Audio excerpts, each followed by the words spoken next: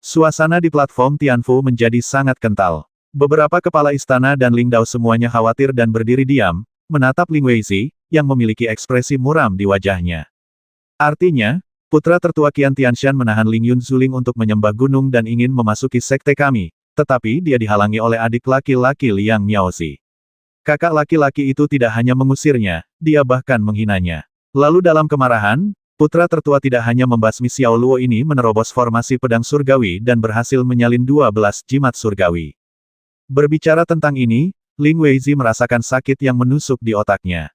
Dia hampir tidak bisa membayangkan seperti apa rasanya saat itu. Bakat ekstrim dalam seni bela diri dan bakat jimat yang melampaui rekan-rekannya. Pemuda seperti itu, meski tanpa kejadian hari ini, sudah cukup mengejutkan hati orang. Kalau begitu, putra mahkota Gunung Qiantian tidak memilih untuk bergabung dengan Sekte Ling Yun. Dia tidak hanya mempermalukan sekte kita dengan kata-katanya, tetapi pada akhirnya dia bahkan meninggalkan Ling Yun Zuling sekte kita seperti sapu. Orang-orang di sekitarnya tidak menjawab, dan semuanya tampak malu. Namun, Ling Weizi merasa dadanya sangat sesak dan kepalanya pusing. Setelah menarik napas dalam-dalam beberapa kali, dia menahan keinginan untuk menghajar orang-orang ini di atas panggung. Tapi ketika dia melihat ke tanah, bagian boneka dan kerikil itu, wajah Ling Weizi tidak bisa menahan diri untuk tidak bergerak lagi. Dia dengan santai mengambil token merah di tangannya dan mengelusnya dengan lembut. Setelah beberapa saat, kemarahan di mata Ling Weizi perlahan memudar. Namun rasa dingin di sekujur tubuhnya menjadi semakin menakutkan. Pangeran Qian Tianshan, aku ingat anak itu, dia belum genap 13 tahun, kan? Haha, dia benar-benar hebat. Seorang anak berusia 13 tahun, seorang jenius tiada taraf yang dapat menghancurkan formasi pedang surgawi Xiao Luo dan meniru 12 jimat surgawi, adalah seperti ini kepada kami berkendara sendiri. Jika ini keluar, saya tidak tahu apa yang akan dikatakan ketiga sekte tentang kami. Apakah kami buta atau idiot? Itu saja, sayang sekali kami tidak bisa membawa orang-orang jenius yang luar biasa ke dalam sekte kami, tapi itu tidak merusak fondasi sekte kami. Tapi Ling Yun Zuling ini telah mempengaruhi reputasi sekte Ling Yun kami selama ribuan tahun.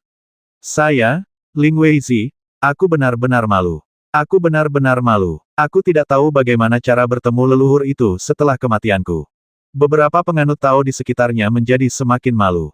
Tatapan dingin Ling Weizi juga melirik ke arah Liang Miaozi adik laki-laki Liang Miaozi. Apa yang terjadi hari ini semua disebabkan olehmu. Aku tidak tahu penjelasan apa yang akan kamu berikan, adik laki-laki. Seluruh pribadi Liang Miaozi benar-benar tidak bernyawa. Setelah sedikit ragu, dia masih membuka mulutnya untuk berargumen. Saya pikir anak ini memiliki tubuh dengan meridian ganda dan tidak cocok untuk berkultivasi. Meskipun ada metode untuk mengolah kedua meridian di sekte tersebut, itu benar-benar tidak populer.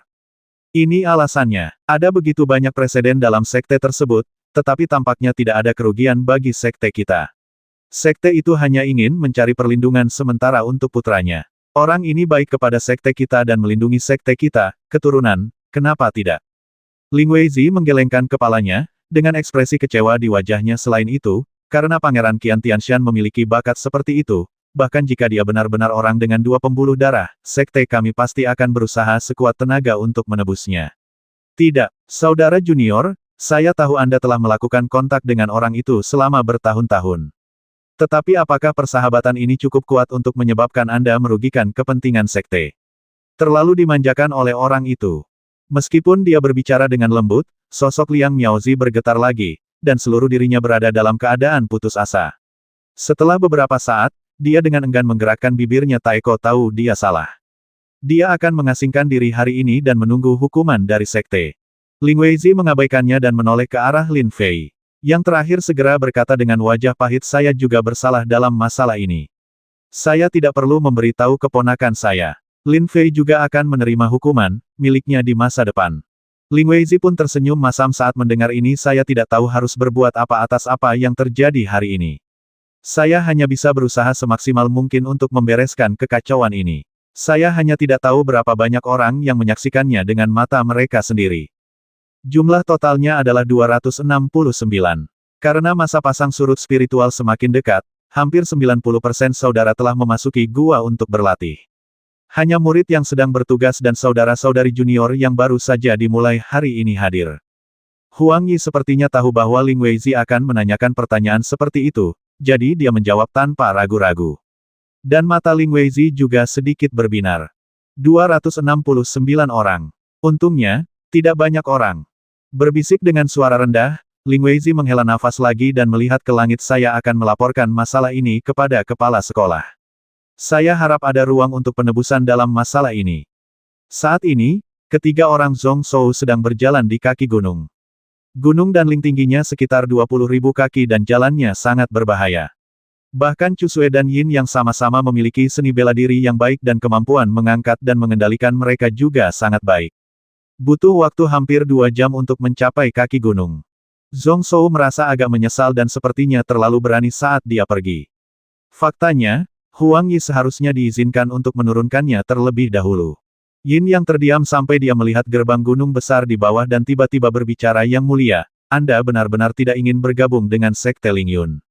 Begitu Anda keluar dari Gunung Danling, tidak akan ada ruang untuk penyesalan. Pasti ada niat membasmi di jalan, bahayanya tidak dapat diprediksi. Maka Liang Miaozi hanyalah orang kecil, mengapa dia harus peduli dengan sedikit penghinaan? Bagaimana mungkin kamu tidak peduli? Kamu sudah mengucapkan kata-kata itu, kenapa kamu tidak kembali dan membiarkan mereka tertawa? Kamu harus bangga sebagai manusia." Zhong Shou menggelengkan kepalanya sedikit, tersenyum, dan berkata dengan tenang, "Sebenarnya, aku tidak terlalu peduli dengan wajahku. Aku hanya tidak tega melihat kalian berdua dipermalukan oleh orang itu. Penjahat itu, aku merasa sangat jijik." Yin yang tertegun dan sedikit terdiam. Meskipun kata-kata sang pangeran berani dan tampan, mengapa nadanya terdengar sedikit lemah? Faktanya, penghinaan antara dia dan Chu Sue sebenarnya tidak penting. Dan bahkan jika mereka kembali sekarang, bagaimana Sekte Ling Yun masih bisa tertawa? Sudah terlambat untuk menunggu tamu. Saya sedang berpikir untuk mengucapkan beberapa patah kata untuk memberi jalan bagi Zhong Shou untuk mundur. Chu Sue tidak menyadarinya sama sekali, dan diikuti dengan mendengus dingin. "Saya pikir Tuan Muda benar. Terutama Liang Miaozi, yang paling menyebalkan, mengatakan bahwa Tuan Muda adalah semacam sampah, tetapi anak muda Tuan hanya memiliki 2 pembuluh darah, apa yang tidak lebih baik dari dia? Sekte terbesar di timur dunia awan, hebatkah? Bahkan jika Anda datang kepada kami di masa depan, Anda tidak akan kembali, bahkan jika Anda mati, kamu tidak akan bergabung dengan Sekte Ling Yun ini." Zhong Shou Yin yang membuka mulutnya dan terdiam beberapa saat. Yang terakhir memikirkannya dan menyadari bahwa memang tidak pantas untuk berbalik pada saat ini. Kemudian dia berbalik untuk bertanya lagi. "Saya bertanya-tanya, Pangeran, bagaimana Anda menemukan kekurangan Xiao Luotian?" Yin yang juga memikirkannya sejak lama, dan merasa bahwa tidak ada celah di seluruh formasi pedang. Dapat dikatakan bahwa mereka bekerja sama dengan sempurna. Sungguh sulit bayangkan sang pangeran dapat menemukan cara untuk menghancurkan formasi begitu cepat ketika dia berada di tengah-tengahnya. Ini mudah. Mendengar ini, Zhong Shou tertawa keras lagi dan berkata, "Jika tidak ada cacat, buatlah sendiri cacatnya." Alis Yin yang langsung berkerut. Ini juga masuk akal dalam seni bela diri, tetapi jika 18 boneka pedang ini sangat mudah dipatahkan. Bukan itu masalahnya. Setelah ribuan tahun, tidak ada yang bisa menghancurkan alam Yun di timur. Saat berikutnya, suara Zhong Shou terdengar lagi. "Boneka pedang itu memang dibuat kebal olehnya. Saat kamu lambat, tidak ada yang bisa kamu lakukan. Tapi jika kamu menunggu sampai kamu bangun dengan cepat, kamu akan punya kesempatan." Tubuh Yin yang tiba-tiba bergetar sedikit. Cahaya di matanya sedikit berkedip, menunjukkan ekspresi terkejut. "Ketika lambat, itu sempurna. Tapi begitu Anda bangun dengan cepat, Anda punya kesempatan. Itu dia, itu dia. Saya hanya tidak tahu, Pangeran, apakah dia memikirkannya sendiri pada saat itu, atau apakah dia mengandalkan intuisinya sendiri untuk menilai. Jika yang terakhir, maka putra tertua dari keluarganya pasti memiliki bakat seni bela diri yang tak tertandingi, dan dia pasti akan menjadi yang terbaik di dunia di masa depan. Dan jika yang pertama, itu bahkan lebih menakutkan dan menakutkan." Di tangga batu menuruni gunung, Yin yang kembali terdiam. Berjalan di akhir, melihat punggung Zhong Shou, dia merasa sedikit tersesat. Bakat anak ini sungguh unik. Sayang sekali aku terlahir dengan sayap terikat. Jika suatu saat kita bisa lepas dari belenggu 2 urat yang berjalan paralel, kita pasti bisa terbang tinggi ke angkasa dan membubung ke angkasa. Bahkan langit di alam awan mungkin tidak mampu menampung elang yang terlahir begitu tinggi ini. Hanya saja tidak mudah untuk mengatasi masalah fisik seperti ini dan benar-benar menghilangkannya. Saat Yin yang linglung, Zhong Shou dan Suir mulai bertengkar. Begitu dia sampai tidak jauh dari gerbang gunung, Zhong Zhou bersiap untuk turun dan berjalan sendiri. Namun, Suir menolak untuk melepaskannya. Sepasang lengan batu giok memegang erat punggungnya, menolak untuk membiarkannya turun. Zhong Zhou berjuang untuk waktu yang lama, tetapi tidak bisa melarikan diri. Dia hanya bisa memukul kepala Chu Sue dengan marah. Gadis Sue, kenapa kamu tidak menurunkanku? Jika seseorang melihatmu, bagaimana tuan mudamu akan melihatnya? Siapapun. Itu adalah pilihan terakhir di gunung. Formasi pedang surgawi Xiaoluo dan 12 jimat surgawi benar-benar melelahkannya. Jalan gunung memang terjal dan berbahaya di setiap langkah. Tapi akan sangat keterlaluan jika digendong oleh seorang gadis setelah meninggalkan gunung. Jangan lepaskan. Sue juga mendengus percaya diri, cemberut dan mengeluh jangan bergerak. Tinggal beberapa langkah lagi. Tuan muda, Anda sudah seperti ini sejak Anda masih kecil. Anda suka memamerkan kekuatan Anda. Anda mengalami kram lebih dari 10 kali sekarang. Sekarang, kamu sudah kehilangan seluruh kekuatanmu, kan? Kamu masih harus bertahan. Juga, jangan panggil aku gadis, Suir sudah dewasa sekarang. Zhong Zhou tidak bisa menahan perasaan malu. Setelah menghancurkan 18 boneka pedang, dia tidak merasakan apa-apa ketika dia berada di gunung, tetapi ketika dia turun gunung, setiap ototnya bergerak-gerak. Namun, dia menolak untuk menyerah sama sekali. Siapa bilang aku tidak punya kekuatan? Kram adalah kram dan tidak ada hubungannya dengan kehilangan kekuatan. Kamu baru berusia 13 tahun, apa jadinya kamu jika kamu bukan perempuan? Kamu telah membawa aku di punggungmu begitu lama, dan kamu tidak merasa lelah. Aku tidak lelah. Sue sangat kuat dan bisa berjalan selama beberapa hari tanpa masalah. Tuan, kamu berbohong lagi. Saat kamu berjuang tadi, kekuatanmu sangat lemah. Sue sebenarnya tidak, bahkan aku tidak menganggapnya serius. Sebelum dia selesai berbicara, Zhong Zhou sudah sangat marah. Gadis orang pembawa sial. Tuan mudamu memiliki tubuh dengan 2 pembuluh darah. Akan ada banyak situasi seperti itu di masa depan. Bagaimana aku bisa membiarkanmu menggendongku lagi dan lagi? Chu Sue mengangkat alisnya dengan bangga, dengan ekspresi yang sangat serius. Tentu saja, tuan muda akan seperti ini selama sisa hidupnya, dan Sue akan menggendong tuan muda itu selama sisa hidupnya. Sue berjanji pada raja bahwa dia tidak akan pernah meninggalkan tuan muda selama sisa hidupnya.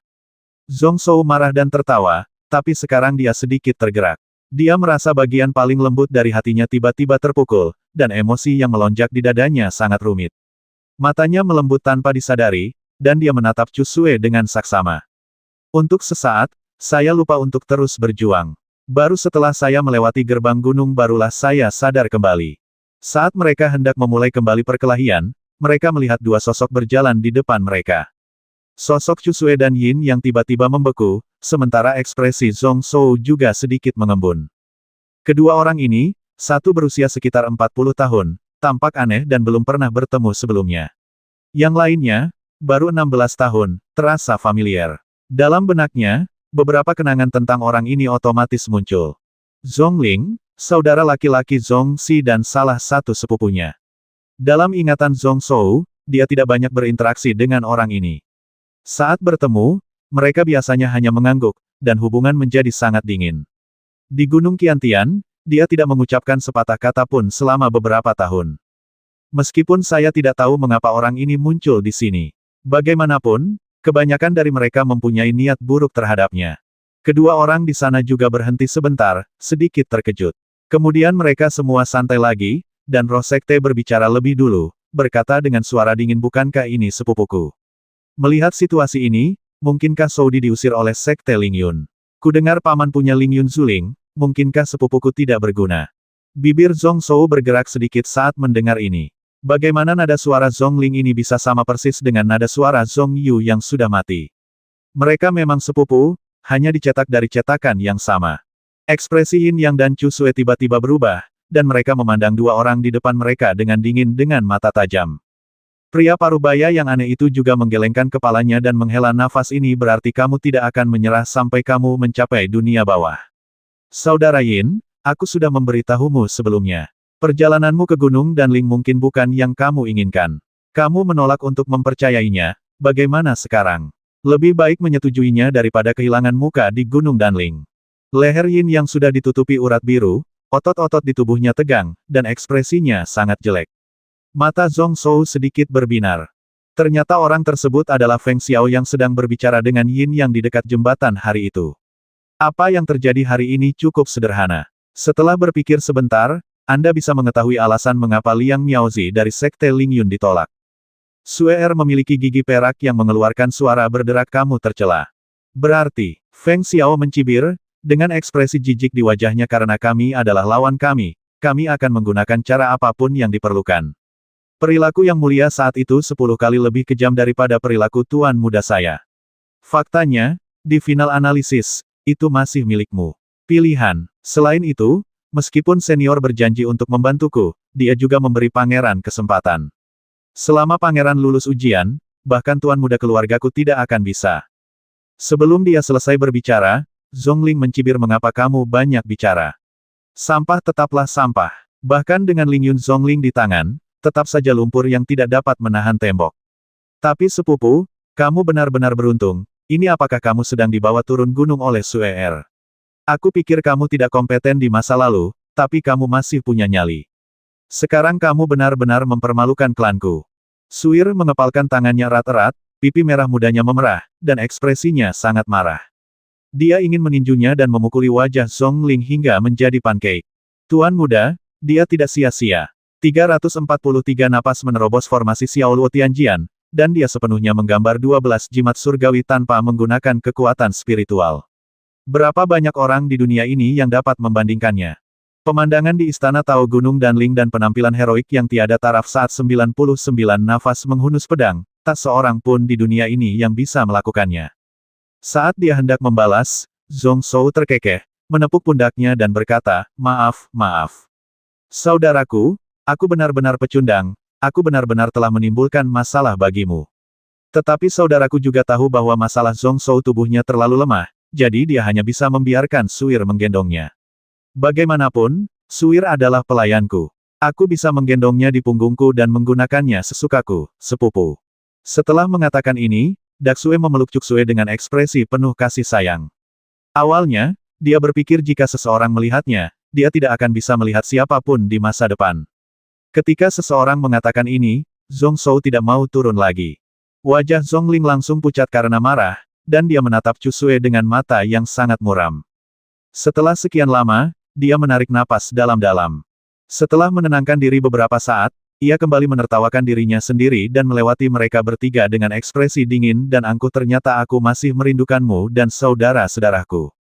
Jika kau bersedia menyerahkan tahta, keluarlah dari Donglin Yunlu dengan jujur.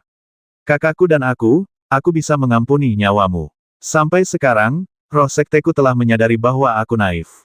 Saudara Shou, tolong jaga dirimu baik-baik untuk kembali ke Qian Tianshan hidup-hidup. Melihat ini, Feng Xiao tidak bisa menahan nafas lagi dan memandang Yin Yang. Saudara Yin, sekarang situasinya sudah jelas, apakah Anda masih ingin mengikuti pecundang ini? Jika Anda bertekad, saya dapat membujuk Tuan Muda untuk memberimu kesempatan lagi. Yin Yang tertawa terbahak-bahak, sudut bibirnya sedikit terangkat, dan nadanya sangat sarkastik. Apakah situasinya jelas? Tapi mungkin juga tidak. Setelah turun dari jalan pegunungan, hanya beberapa puluh langkah lagi, mereka bertiga kembali ke mobil yang memutar awan. Hujan deras di luar menjadi semakin deras, dan badai mengamuk begitu cepat sehingga bahkan formasi spiritual yang tidak diketahui di dalam gerbong tidak dapat sepenuhnya menstabilkan gerbong tersebut. Namun, tidak ada lagi ekspresi suram dan sedih di wajah Yin Yang. Tidak peduli gerakan matanya, itu adalah keterbukaan pikiran setelah melihat semuanya. Zhong Shou Cuksue turun dari tubuhnya dan berdiri di depan pintu kereta. Dia merasa otot dan tulangnya hampir hancur, dan rasa lelah yang mendalam juga menghampirinya. Namun, dia menahannya dan tidak terburu-buru untuk beristirahat. Sebaliknya, dia menoleh dan bertanya pada Yin Yang. Paman Yin benar-benar tidak menyesalinya. Begitu kamu meninggalkan Gunung Danling ini, kamu tidak akan bisa menyesalinya, pada saat itu. Kata-kata serupa pernah diucapkan kepadanya oleh Yin Yang sebelumnya di jalan pegunungan. Zhong Shou langsung datang untuk bertanya, dan Yin Yang tidak ambigu dan mengangkat alis pedangnya. Pangeran tidak takut mati, jadi apa yang harus ditakuti Yin Yang? Bahkan jika itu adalah perjalanan hantu ke neraka, apa bedanya? Jika Yin Yang pergi bersama pangeran untuk melewatinya. Zhong Shou terdiam, menoleh ke Cuksue tanpa komitmen, dan kemudian tersenyum penuh arti. Suer, sepertinya aku benar-benar meremehkanmu. Apa yang terjadi padamu di Tianshan dalam 3 tahun terakhir? Zhong Shou itu lupakan saja, Yu, kenapa apakah roh sekte ini sangat menyukaimu? Chu Sue tiba-tiba tersipu, dan sepertinya ada uap yang keluar dari kepalanya. Dia ragu-ragu, ingin menjelaskan. Tapi saat dia melihat Zhong Shou lagi, dia mencubit pipinya sambil tersenyum lupakan. Sue Erku selalu dicintai oleh semua orang, dan bunga bermekaran saat dia melihatnya. Hehe, orang itu, Zhongling, biarkan dia mati karena cemburu namun, saya tidak akan pernah menyerah dalam hidup ini. Saya ingat kalimat ini, Tuan Muda. Beberapa kalimat pertama masih bernada bercanda. Namun ketika sampai pada 4 kata jangan pernah pergi dan jangan pernah menyerah, nadanya sangat serius. Cuksue sedikit terkejut, tetapi ketika dia bangun, Zhong Shou sudah melangkah ke pintu mobil. Begitu dia kembali ke gerbong, Zhong Shou terjatuh. Anggota tubuhnya meregang menjadi karakter besar, dan otot-ototnya bergerak-gerak tanpa henti. Rasa sakitnya bahkan lebih parah dari terakhir kali dia bertarung dengan Na Zhongyu dan Lie Jian Wuwei, tapi mungkin dia sudah beradaptasi dengan tubuh ini dan tidak langsung pingsan seperti terakhir kali. Dengan kebugaran fisik seperti itu, jika saya berusaha sekuat tenaga untuk melawan seseorang, saya khawatir saya tidak akan mampu bertahan bahkan seperempat jam.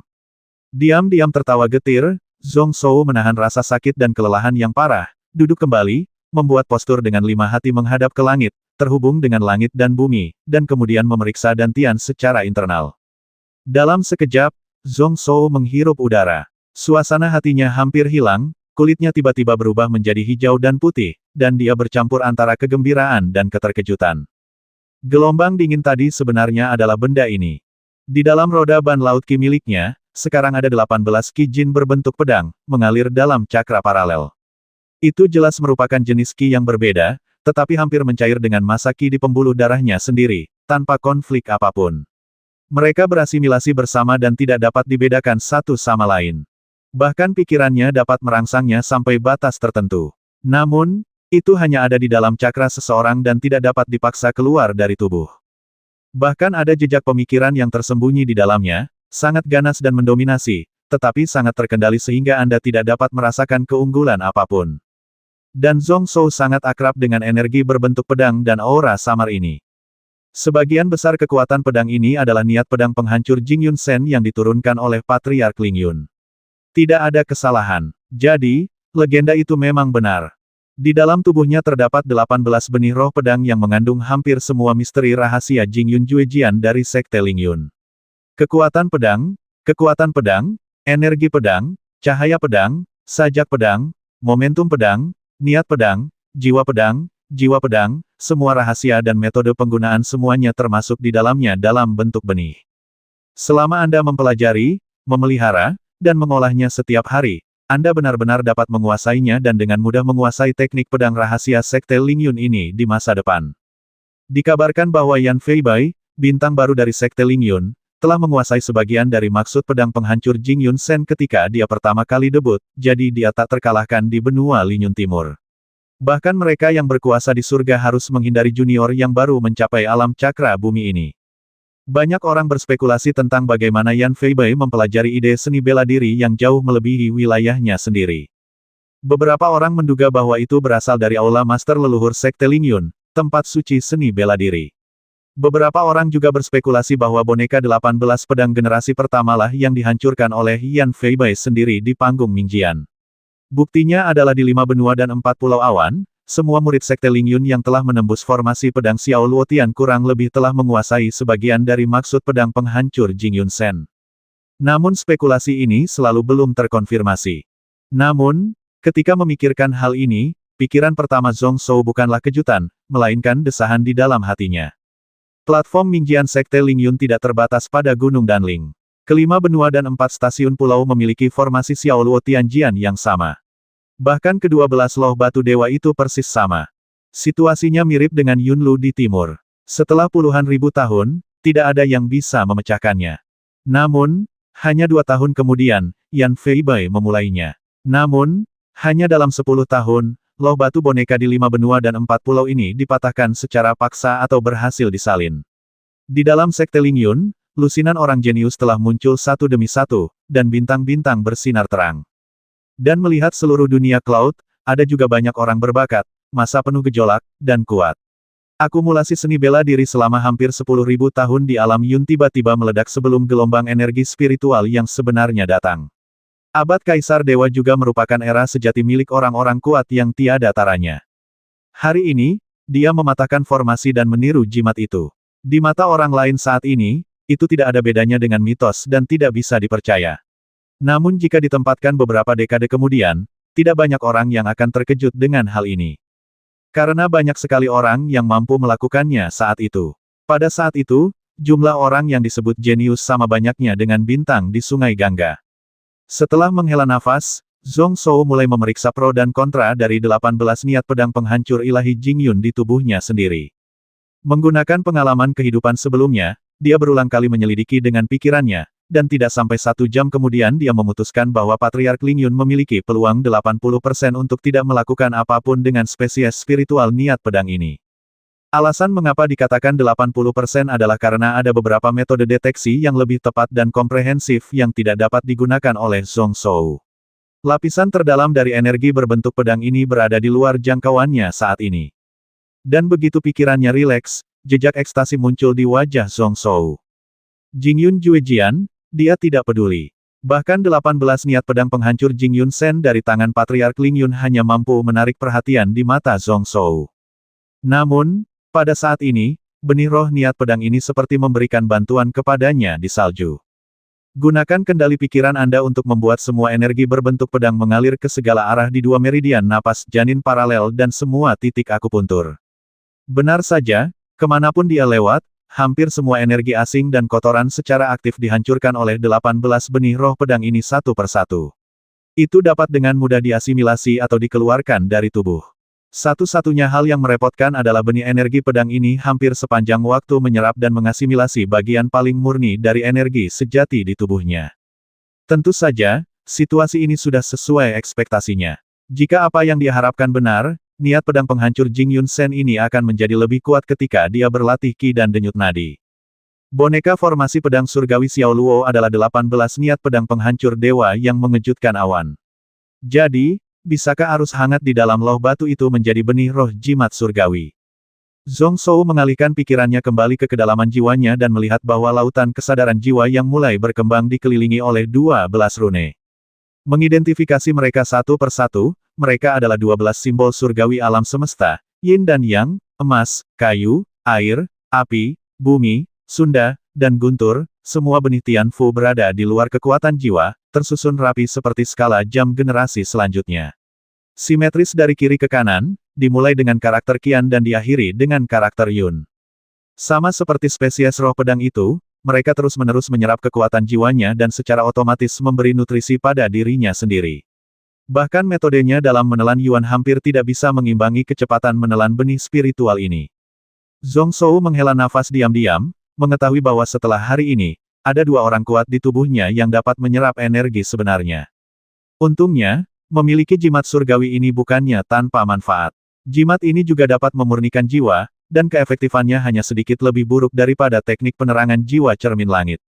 Itu juga dapat meningkatkan pemikiran jiwanya, yang akan membantunya menekan 2 denyut nadi di tubuhnya di masa depan. Segera setelah itu, perhatian Zhong Shou kembali tertuju pada karakter keberuntungan. Saya tidak tahu apakah itu karena tablet batu terakhir rusak. Di antara 12 benih jimat surga, hanya karakter keberuntungan ini yang terbesar dan terlengkap. Pikiran Zhong Shou hanya menyentuhnya sedikit, dan dia merasa ingin mencoba. Saya merasa bahwa saya seharusnya bisa mendapatkan kekuatan jimat surgawi ini hanya dengan kekuatan saya sendiri. Tapi bagaimana ini mungkin? Jika Anda tidak menggunakan kekuatan tablet batu untuk menyalin, seorang kultivator spiritual yang ingin menggambar jimat surgawi setidaknya harus berada di bidang pembentukan tubuh. Itulah kondisi puncak yang dapat dicapai oleh para guru spiritual saat ini. Hampir pada saat yang sama, di anak tangga batu pertama di kaki Gunung Danling, Zhongling dan Feng Xiao berdiri dengan tangan di belakang tangan, menatap dingin ke arah mobil yang memutar awan di kejauhan, perlahan-lahan menjauh dan menghilang di luar gunung. Di tengah hujan lebat dan angin kencang, alis Feng Xiao kini berkerut menjadi karakter Sichuan. Konon Zhong Shou diusir dari Sekte Lingyun, dan tujuan perjalanan ke Gunung Danling ini telah tercapai. Selanjutnya, yang harus dia lakukan hanyalah mengawasi dari pinggir lapangan dan memperhatikan nasib ketiga orang tersebut. Namun, entah kenapa, Feng Xiao merasa tidak nyaman setelah bertemu dengan pangeran tadi. Saya selalu merasa seperti saya melewatkan sesuatu. Ekspresi Zhongling di sebelahnya bahkan lebih jelek lagi, dengan cahaya dingin bersinar di mata birunya. Setelah berdiri diam untuk waktu yang lama, dia tiba-tiba mendengus dingin cepat atau lambat. Aku akan membasmi penjaga sekte ini dengan tanganku sendiri dan memotongnya menjadi beberapa bagian dengan 1000 pedang untuk menghilangkan kebencianku. Kemudian dia merenung sambil berpikir, Paman Feng, saya sering mendengar dari saudara laki-laki saya bahwa Anda memiliki banyak kontak di kota-kota di timur, bukan? Dengan kemampuan Paman Feng, saya rasa dia dapat menghubungi beberapa orang untuk saya dalam waktu setengah bulan. Feng Xiao diam-diam terkejut, sejenak melupakan keterikatan sebelumnya, berbalik dan berkata dengan cemas, Tuan Muda Ling, apakah Anda berencana untuk menyerang Zhong Zhou secara langsung? Langkah ini tidak boleh dilakukan. Meskipun Raja sudah mati, hati Qian Tianshan masih di sana, dan sebagian besar bawahan kepercayaannya berada di posisi penting. Saat ini, Tuan Muda Klan masih membutuhkan waktu untuk memenangkan klan. Penjaga klan ini bisa mati di tangan siapapun, kecuali Anda dan aku tidak akan pernah mendapatkan darahnya. Tepat ketika aku berpikir bahwa pemuda ini masih belum cukup tenang, dia benar-benar bingung hanya karena seorang pelayan kecil. Feng Xiao kemudian melihat pemuda di sebelahnya, menggelengkan kepalanya dan tertawa. Paman Feng tidak perlu khawatir. Zhongling tentu saja mengetahui pentingnya hal ini.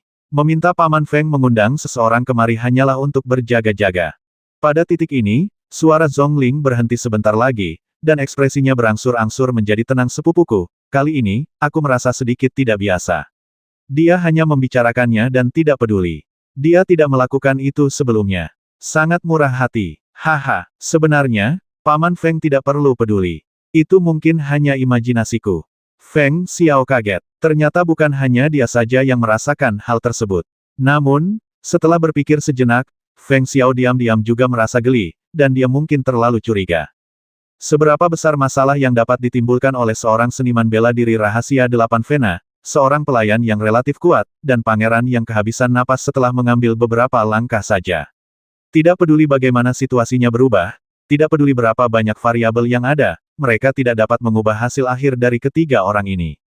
Dengan sedikit klik dan sedikit ironi, alis Feng Xiao juga mengendur, Tuan Muda, jangan khawatir, Feng Xiao akan melakukan yang terbaik untuk menyelamatkan nyawa Su Cuksue. Hanya Yin Yang merasa kasihan, orang ini bukan hanya dari keluarga terkenal, tapi juga punya rahasia. Saat dia mengatakan ini, dia melihat awan keberuntungan turun dari langit dan mendarat di depan gerbang gunung. Seorang pendeta muda tahu keluar, Huang Yi lah yang memimpin Zhong Zhou dan yang lainnya mendaki gunung sebelumnya. Melihat dua orang di bawah, mata Huang Yi berkedip sebelum dia kembali tenang dan bertanya dengan nada tenang, apakah kalian berdua menunggu Tuan Liang Miaozi di sini? Kebanggaan di wajah Zhongling langsung memudar. Dan Feng Xiao memasang ekspresi tersanjung di wajahnya. Dia membungkuk dan berkata sambil tersenyum, benar. Putra tertua saya berteman dengan senior Liang Miaozi. Kali ini, kami berdua ada di sini atas urutan yang tertua. Nak, saya punya hadiah kecil untuk diberikan. Senior Yu Liang Miaozi. Hadiah kecil. Huang Yi mengangkat alisnya sedikit, lalu tersenyum diam-diam. Kebetulan paman guru baru saja mengatakan sesuatu, memintaku untuk membawakannya untukmu. Roh Sekte Feng Xiao segera mengangkat kepalanya, tampak terkejut dan tertegun. Lalu saat berikutnya, aku merasakan suara letupan keras di dekat telingaku. Dia tidak melihat bagaimana pemuda tahu di depannya itu bertindak. Pipi kanannya terasa seperti dipukul palu. Kekuatannya begitu kuat hingga mereka berdua langsung terlempar puluhan kaki jauhnya. Saya hanya merasa pusing di kepala dan leher saya hampir patah. Untungnya, keduanya berada di alam master seni bela diri rahasia, dan mereka sadar kembali hampir pada saat yang bersamaan. Feng Xiao merasa panik dan tidak tahu apa yang salah. Zhongling sangat marah, urat di wajahnya terlihat jelas dan niat membasmi berkobar. Bahkan Sekte Lingyun, sekte nomor 1 di Yunlu di timur, tidak dapat mempermalukannya, keturunan langsung dari Sekte Tianhu, sampai saat ini tanpa alasan. Namun sebelum mereka sempat mengatakan apapun, terdengar suara letupan keras lagi di telinga mereka. Kali ini, ia ditampar di sisi kiri wajahnya, dan kekuatannya bahkan lebih kuat dari sebelumnya. Dia terlempar lebih dari 100 kaki dan jatuh ke dalam lumpur, dalam keadaan yang menyedihkan. Situasi yang menyedihkan membuat beberapa murid Sekte Lingyun di belakang Huang Yi memalingkan wajah mereka, agak tak tertahankan untuk dilihat. Huang Yi tidak peduli sama sekali. Dia berdiri di tangga batu dan menatap mereka berdua dengan ekspresi acuh tak acuh. Paman Guru meminta saya untuk menyampaikan pesan itu. Dia telah melakukan apa yang Anda minta dia lakukan. Namun, perseteruan besar hari ini akan menjadi hebat. Paman Guru juga mengingatnya. Dalam hatiku, aku akan memutuskan hubungan denganmu, Tuan Lanye, mulai sekarang. 10 tahun kemudian, aku akan datang menemuimu secara pribadi dan menyelesaikan masalah satu persatu. Huang Yi kemudian mengulurkan tangan dan meraihnya. Mengambil sebuah kotak kayu yang jatuh dari tubuh Feng Xiao, dia mengambilnya ke tangannya dan mencibir dengan dingin. Saya juga telah menerima hadiah ini dari Anda atas nama paman saya. Saya akan memberi Anda 25 hari. Dalam 5 hari, jika Anda masih di sini, di dalam pegunungan Sudian, Sekte Lingyun kami pasti akan mengambil nyawamu. Kalimat ini adalah keputusan pertama Gunung dan Ling kami. Setelah selesai berbicara, Huang Yi berjalan ke gerbang gunung besar dan berdiri diam seolah tidak terjadi apa-apa. Ada senyuman di wajahnya, seolah tidak terjadi apa-apa. Namun di dalam lumpur, seluruh tubuh Feng Xiao gemetar, matanya dipenuhi ketakutan. Wajah Zhongling juga pucat, dia tidak lagi marah sama sekali, hanya kegelisahan yang tersisa. Sekte Lingyun selalu memiliki status transenden, dan selalu terlibat dalam pertempuran di 5 benua dan 10 pulau. Tidak pernah ada banyak orang yang dengan mudah menyinggung Sekte Lingyun. Oleh karena itu, dia selalu menunjukkan citra yang baik kepada orang lain. Permusuhan yang tiba-tiba terhadap mereka berdua sama sekali tidak masuk akal. Yang lebih membingungkan lagi adalah Liang Miaozi menganggap mereka sebagai musuh. Tanpa disadari, mata Feng Xiao dan Zhongling bertemu kembali. Mereka semua melihat kebingungan dan keterkejutan di mata satu sama lain. Dalam beberapa jam terakhir, apa yang terjadi di puncak Gunung Danling? Kenapa tiba-tiba ada perubahan seperti itu? Siang hari berikutnya, Zhong Shou duduk di sofa empuk di gerbong, tubuhnya bergoyang mengikuti getaran badan mobil. Saat ini, dia bingung dan linglung. Saya tidak tahu berapa lama sebelum dia menghela nafas, ekspresinya sangat pahit. Apa yang harus kita lakukan? Hutangku kepada pendiri Sekte Lingyun semakin besar. Sejak dia mengetahui bahwa 12 benih jimat surgawi dapat membantunya menggambar 12 jimat surgawi setelah dibudidayakan sampai batas tertentu. Zhong Shou tahu bahwa hadiah dari Patriark Lingyun jauh di luar imajinasinya. Hanya 18 sinar dari maksud pedang penghancur Jing Yun Sen sudah sangat membantu. Dengan tambahan jimat surgawi ini, manfaatnya belum lagi. Saya sangat lelah kemarin dan tidak terlalu banyak berpikir. Baru setelah dia tertidur mengantuk sepanjang hari dan malam, dan setelah bangun dan memulai rutinitas harian pelatihan Qi dan meditasi, dia mulai khawatir. Dalam kehidupan sebelumnya, dia adalah salah satu dari 7 kaisar alam Cloud. Keterampilan seni bela dirinya cukup untuk bersaing dengan tokoh-tokoh top dari Sekte Alam Awan dan 10 tempat suci. Tapi itu adalah kehidupan sebelumnya, dan itu masih dalam ilusi virtual. Sedangkan untuk tubuhku sendiri, entah itu maksud pedang penghancur Jing Yun Sen atau jimat surgawi, keduanya harus sangat dihargai. Apa yang paling menyusahkan Zhong Shou adalah, jika dia mendapatkan hal-hal ini hari ini, bagaimana dia bisa menyerang Sekte Lingyun di masa depan? Keluhan di dunia fantasi virtual di kehidupan sebelumnya, penganiayaan di dunia nyata, dan bahkan meridiannya putus pada satu waktu, dia bisa melepaskannya dengan murah hati dan tidak mempedulikannya. Hanya gua kitab suci Sekte Lingyun dan Aula Patriark yang terlalu menggoda. Itu saja, bahkan dengan kultivasiku, aku tidak bisa menyingkirkan jimat surgawi maksud pedang ini. Jika aku memiliki kesempatan di masa depan, aku hanya bisa menemukan cara untuk membalas budi ini. Karena itu, jika aku tidak bisa selamat dari kematianku sendiri, bagaimana aku masih bisa membicarakannya? Apa selanjutnya? Dengan pemikiran ini, Zhong Shou merasa nyaman dan melanjutkan latihannya yang terputus.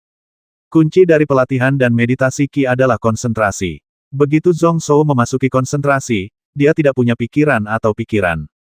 Jejak energi sejati diekstraksi secara paksa dari kristal binatang di tangannya. Diperkenalkan ke laut udara. Kemudian dia dengan paksa mengumpulkan bola energi sejati, seperti tombak, menusuk bagian nafas yang belum menembus, dan memisahkan inya tanpa ragu-ragu. Hanya saja berbeda dengan masa lalu. Tombak Zenki ini juga berisi 18 benih roh pedang. Energi yang tadinya kuat kini menjadi lebih tajam dan ganas dari sebelumnya. Itu hampir menyapu semua titik akupuntur yang belum dijelajahi di pembuluh darah nafas. Dengarkan saja semburan-semburan di udara laut, seperti guntur. Qi dan darah melonjak ke seluruh tubuhnya, menyebabkan kulit putihnya membengkak menjadi merah. Zhong Zhou tetap bergeming. Setelah sedikit dimarahi, dia menarik napas dalam-dalam. Kemudian di dalam gerbong, aliran udara langsung berputar. Seperti angin topan kecil, semua udara dan energi spiritual mengalir ke mulut dan hidung Zhong Zhou. Paru-paru itu seperti gua tanpa dasar, dan suara angin serta guntur terdengar samar-samar. Saat dia menghembuskan nafas lagi, terdengar juga suara yang keras, dan udara yang dia hirup sebelumnya dikeluarkan dengan semburan kekuatan. Hanya dalam satu tarikan napas dan satu kali embusan napas, dua meridian napas janin dan semua titik akupuntur terhubung sepenuhnya. Itu seperti dua lingkaran yang mengelilingi laut Qi dan pusarnya. Setelah denyut nadi, itu seharusnya menjadi denyut sumsum. Tanpa ragu sedikit pun, Zhong Zhou mengarahkan semua energi sejati yang tersisa di cakra untuk langsung masuk ke pembuluh darah sumsum. Seluruh vena sumsum juga merupakan roda tidak beraturan yang mengelilingi seluruh tubuh. Seperti cakra lainnya, ada juga 24 titik akupuntur. Zhong Zhou bekerja keras dan membuka keduanya secara berurutan. Kemudian sebelum energi sebenarnya habis, energi tersebut dihentikan secara paksa. Hari ini, dengan bantuan niat pedang penghancur Jing Yun Sen, luka yang diderita cakranya akibat penggalian paksa jauh lebih rendah dari yang dia perkirakan. Tidak masalah jika satu atau dua titik akupuntur dibuka. Hanya berlatih Qi dan bermeditasi memerlukan tingkat tertentu. Denyut napas janinnya dua berkembang terlalu cepat. Hanya dalam 3 bulan, semuanya sudah berkembang, dan tidak ada waktu untuk menumpuk.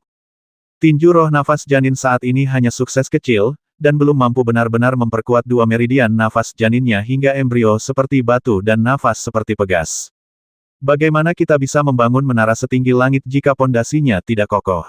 Hilangkan semua energi sejati. Biarkan ia bersirkulasi secara spontan di dalam meridian. Zhong Zhou melihat bahwa langit masih tertutup awan gelap, dan tidak perlu menggunakan cermin langit untuk menerangi jiwa, jadi dia tidak bermeditasi. Dia hanya mengeluarkan pisau terbang daun willow dan memegangnya di telapak tangannya, dengan tatapan bermartabat di matanya. Teknik pengendalian pedang 6 dewa adalah seni bela diri rahasia yang paling murni. Integrasikan pesona, momentum, niat, jiwa, dan semangat seni bela diri ke dalam pisau terbang di tangan Anda langkah demi langkah. Atau mungkin tidak senyaman teknik pengendalian senjata spiritual. Jika sulit diprediksi, Anda bisa memotong kepala seseorang yang jaraknya ribuan mil. Tapi begitu pedangnya keluar, ketangkasannya bahkan lebih baik daripada skill pengendalian senjatanya. Dan kekuatan serta daya ledaknya tidak sebanding dengan senjata spiritual dan senjata ajaib. Dalam kehidupan sebelumnya, Zhong Zhou adalah kultivator seni bela diri paling murni. Setelah memperoleh 6 teknik pengendalian pedang ilahi, saya secara alami berlatih sesuai dengan buku tanpa menyadari ada yang salah. Namun, dalam kehidupan ini, dia tidak punya pilihan selain mengembangkan seni spiritual dan bela diri. Zhong Zhou tidak bisa menahan gagasan untuk mengintegrasikan kekuatan jiwanya ke dalam teknik rahasia ini. Hanya saja dalam 3 bulan singkat ini, tentu saja tidak ada hasil. Satu-satunya hasil adalah 5 pisau terbang di lengan bajunya lebih terhubung erat dengan pikiran spiritualnya. Namun, upaya beberapa bulan ini secara tidak sengaja telah membuka pintu belakang kecil untuknya hari ini yang dapat meningkatkan kekuatan pisau terbang ini. Aku memikirkannya berulang kali hingga langit kusam di luar jendela mobil berubah menjadi gelap gulita. Saat itulah cahaya tajam bersinar di mata Zhong Zhou. Metode ini berhasil, hanya saja tingkatannya sangat sulit untuk dipahami. Tanpa ragu lagi, Zhong Zhou sekali lagi merasakan benih roh pedang di tubuhnya. Saya secara acak memilih satu dan membungkus jejak pikiran saya di sekitarnya. Dan ujung lain dari benang kekuatan pikiran ini adalah jimat daun willow di tangan Zhong Zhou. Anehnya, dia menggunakan metode menggosok untuk mengubah pikirannya menjadi pikiran pedang serupa dan menuangkannya ke dalam pisau jimat. Ini juga merupakan metode nyanyian guru spiritual yang diketahui Zhong Zhou di kehidupan sebelumnya, yang disebut teknik penyegelan jimat. Awalnya merupakan rahasia Tao, hanya beberapa ahli jimat terbaik yang dapat menguasainya, dan itu juga tersebar luas di generasi berikutnya. Ini adalah suatu keharusan bagi mereka yang berlatih jimat. Meskipun seringkali mereka hanya mendapatkan bentuknya tetapi tidak mendapatkan semangatnya, mereka juga cukup ajaib. Pada saat ini, Zhong Zhou hanya memperbaikinya sedikit, dan itu menjadi metode menggosok niat pedangnya. Namun, hanya Zhong Zhou, yang mengandalkan pengalaman seni bela diri besar yang dikumpulkan dalam kehidupan sebelumnya, yang berhasil menyalin simulasi maksud pedang penghancur Jing Yun Sen dengan pikiran jiwanya. Seiring berjalannya waktu, butiran keringat mulai muncul di dahi Zhong Zhou. Dan aura pisau jimat di tangannya berangsur-angsur berubah. Cahaya dingin beredar, dan ujung bilahnya menjadi lebih tajam, seolah-olah ada sesuatu yang akan keluar dari bilahnya. Dalam sekejap, seluruh jimat daun willow meledak berkeping-keping. Puluhan lampu putih bertebaran satu demi satu. Ini sebenarnya sangat tajam. Tanpa suara apapun, itu dipaku ke dinding gerbong. Mereka semua menembus jauh ke dalam pelat baja, tidak meninggalkan jejak sama sekali. Tangan kanan Zhong Zhou lah yang mundur dengan sangat cepat. Ada juga puluhan goresan berdarah dari pecahan pisau terbang tersebut. Zhong Zhou tidak peduli sama sekali, dan dia tidak merasa kasihan. Lagi pula, itu terbuat dari baja halus dan tembaga darah, tapi tidak tahan.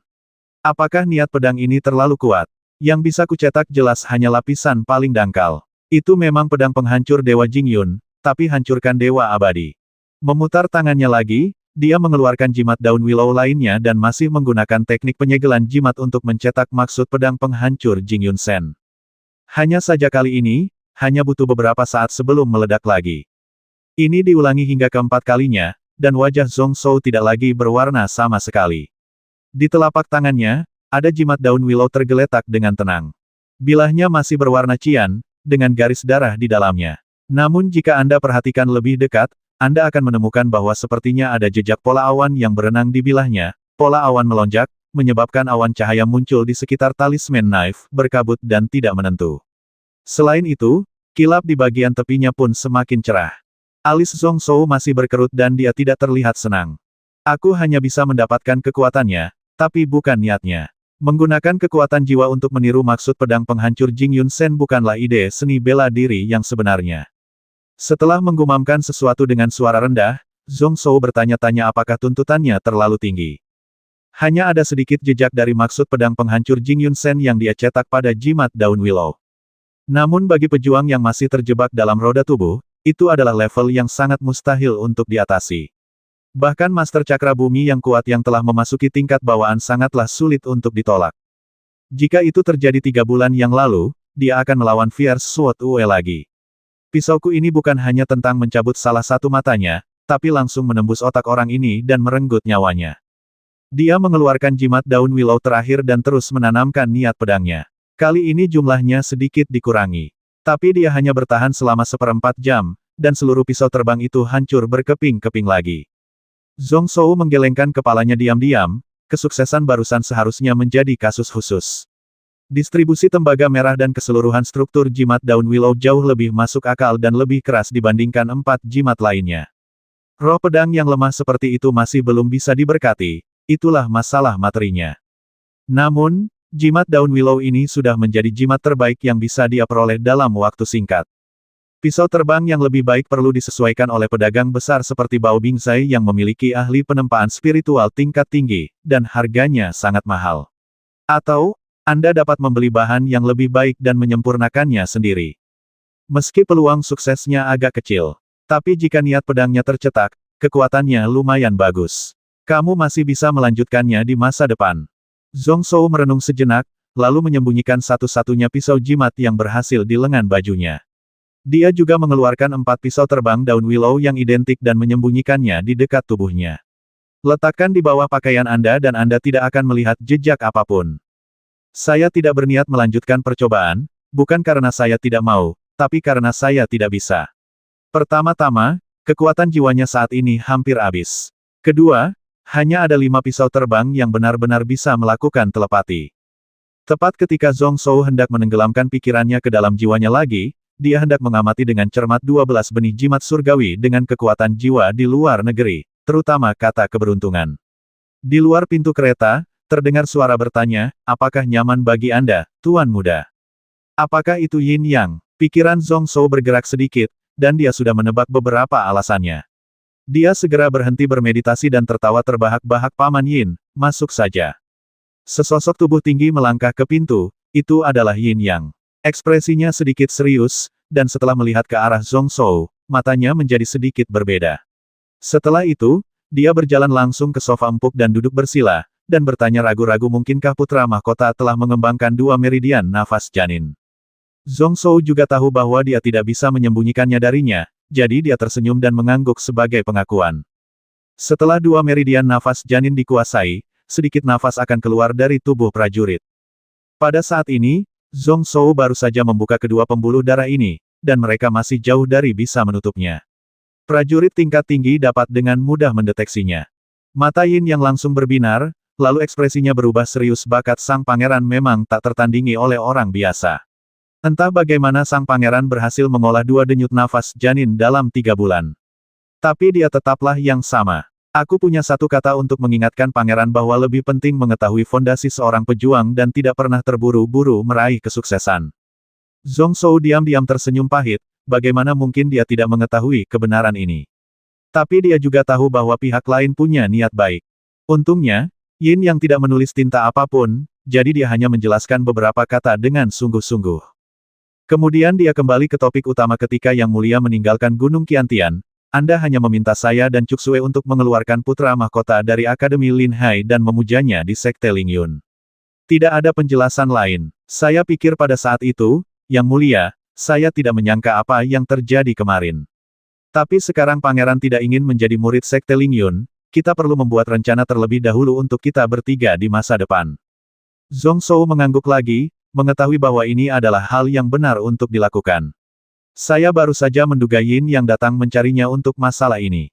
Benar saja, Yin yang mengubah nada suaranya selanjutnya dan mengeluarkan peta kasar kulit binatang untuk digambar, dengan sedikit pertanyaan di wajahnya setelah meninggalkan kota Yanxia, ada 5 jalan menuju keluar dari pegunungan Sudian. Salah satunya adalah kembali ke rute awal, ambil Longziyuan, dan kembali ke Gunung Qiantian. Cara lainnya adalah pergi ke timur, yang hanya memakan waktu sekitar 1000 mil. Perjalanan mengarah langsung ke tepi Laut Awan di timur, di mana terdapat kota suci awan. Meski bukan pelabuhan besar, namun masih bisa ditemukan kapal-kapal yang melaut 3 jalur lainnya, tetapi beberapa di antaranya merajalela.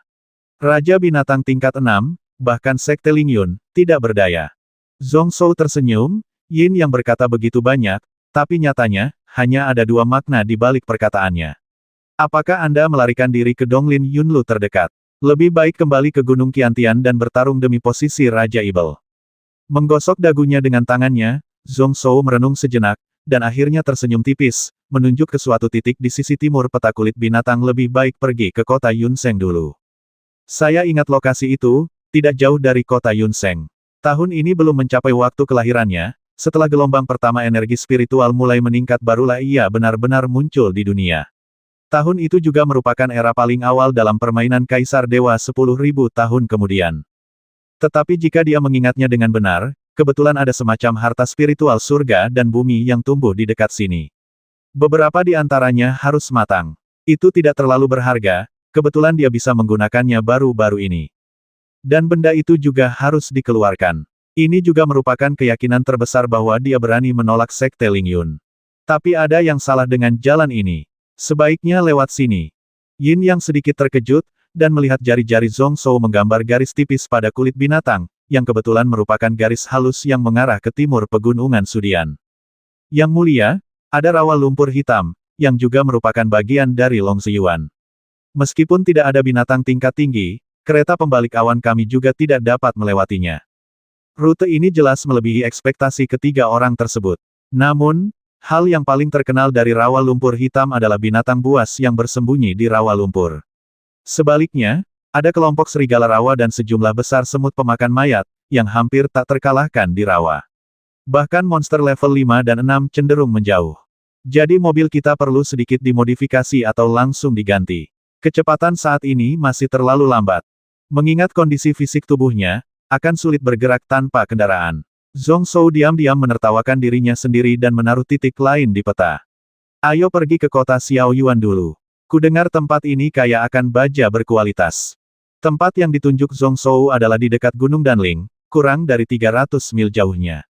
Terlepas dari permainan Kaisar Dewa atau catatan sejarah kuno, kota Ohara ini bisa disebut kota tambang timur di Yunlu di sebelah timur.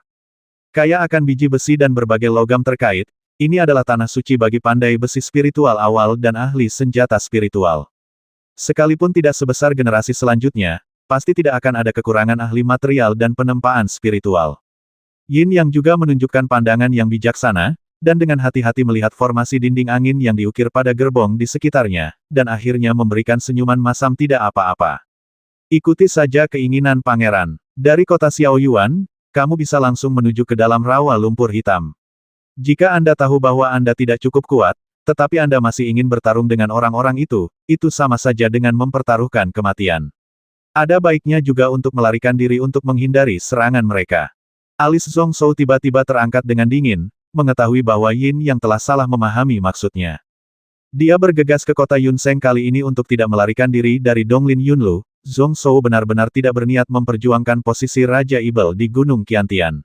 Memerintah jutaan klan Ibel tentu saja merupakan hal yang sangat kuat. Tetapi jika Anda ingin mengamankan posisi ini, Anda harus bekerja keras. Jika Anda tidak hati-hati, Anda akan diserang dan dibasmi oleh negara-negara besar manusia dan sekte alam awan, yang merupakan hal yang paling berbahaya. Namun, dengan temperamennya, dia tidak ingin diusir dari Donglin Yunlu dengan cara yang begitu menyedihkan. Bagaimanapun, sebelum gelombang spiritual datang, dia tidak berniat meninggalkan daerah ini. Dengan senyum tipis, Zhong Zhou tidak mau menjelaskan omong kosong. Dia melihat langsung ke sisi timur peta di depannya, di mana tulisan Gunung Qiantian ditandai, dan berkata dengan nada bertanya Paman Yin, Zhong Zhou belum kembali selama 3 tahun. Dia bodoh ketika dia masih kecil, dan dia tidak tahu apa-apa tentang orang-orang di sekitarnya. Saya tidak begitu paham. Saya ingin tahu apa yang terjadi di Gunung Qiantian sekarang. Yin yang memandang ke arah Zhong Zhou dengan heran, ragu-ragu sejenak, dan kemudian menjawab sambil berpikir sepupu pangeran, Zhong Xi, adalah keturunan langsung sebenarnya dari klan Tianhu, dan murid sekte Xuanshan.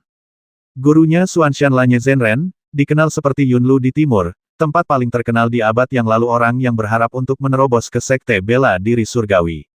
Dan Tuan Zhongxi juga merupakan bintang yang sedang naik daun di Donglin Yunlu dalam 10 tahun terakhir. Dikabarkan bahwa dia telah mencapai alam bawaan, dia sudah dianggap sebagai penerusnya oleh banyak keluarga kuat di Gunung Qiantian. Pilihan Raja Ibel. Mata Zhong Zhou sedikit menyipit, Xuanshan Lanye, dia pernah mendengar nama ini. Di era ini, segala sesuatu yang dapat meninggalkan kesan pada dirinya adalah tirani, luar biasa, atau memiliki pengaruh khusus pada era ini dan generasi mendatang. Tuan Lanye ini jelas milik yang pertama. Dalam hati, saya menyebut sekte ini sebagai musuh yang kuat. Perhatian Zhong Zhou ditarik kembali oleh kata-kata Yin Yang. Orang ini bersuara nyaring dan paling kuat. Namun, ada 2 orang di klan Zhong yang bisa bersaing dengannya. Yang pertama adalah Tuan Muda Zhong Yang. Konon bakatnya hanya setengah dari itu. Dari Zhong, Yin yang diperintahkan oleh Kaisar, ketika dia meninggalkan Gunung Qiantian, orang ini telah mencapai puncak tubuhnya. Perintah, jadi kekuatannya juga sangat kuat. Setelah itu, adik laki-laki raja, Zhong Xiyuan, seperti Zhong Hao, juga merupakan prajurit puncak yang telah maju ke Xiantian dan membuka roda bumi, dan raja selalu mengandalkannya sebagai miliknya, tangan kanan. Setidaknya 20% pasukan Qiantianshan kuat. Jika kedua orang ini bergabung, jumlah mereka bahkan bisa melebihi Master Zhongxi. Mendengar ini, Zhong Zhou diam-diam mengerutkan kening. 2 master seni bela diri puncak yang membuka 6 meridian cakra bumi. Kekuatan Gunung Tianshan ini sebenarnya jauh lebih kuat dari dugaan awalnya. Saya ingat dengan jelas bahwa pegunungan Qiantian dan klan Tianhu seharusnya tidak diketahui dan binasa lebih awal. Ketika Yin yang melihat ekspresinya berubah, dia tidak ingin membuat Zhong Zhou kehilangan kepercayaan dirinya. Setelah menjelaskan ketiga orang ini, nada suaranya berubah lagi yang mulia, meskipun ketiga orang ini kuat, Gunung Qiantian ini tetaplah fondasi raja. Raja berasal dari latar belakang yang sederhana. Dulu, dia hanyalah anggota dari selir klan Tianhu saudaraku. Dalam 15 tahun terakhir, dia telah membuat Qiantianshan mendominasi bagian timur Yunlu. Meskipun telah diserang oleh kekuatan lain, kekuatannya masih ada. Zhong Zhou sudah menghirup AC, mendominasi 7 provinsi. Berbatasan dengan Yunlu di sebelah timur, totalnya hanya ada 50 provinsi. Negara yang bisa menempati 3 provinsi di sini bisa disebut negara besar. Secara alami, situasi klan Ibel agak berbeda dari ras manusia. Wilayah yang mereka tempati sangat kecil. Namun, mampu mengendalikan suku Ibel di 7 provinsi, kekuatan ini jelas merupakan yang terbaik di Lin Yunlu Timur. Adapun sekte Ling Yun, mereka bukan lagi kekuatan biasa. Oleh karena itu, meskipun dewa berasal dari klan Tianhu, di mata banyak orang di Gunung Qiantian, apakah itu Zhongxi atau Zhong Hao, mereka semua adalah orang luar yang memanfaatkan dewa dan merampas warisan dewa. Meskipun dia mengkhawatirkan sang pangeran, kekuatannya saya tidak bisa mengendalikan kerumunan. Tapi orang-orang ini juga ragu-ragu.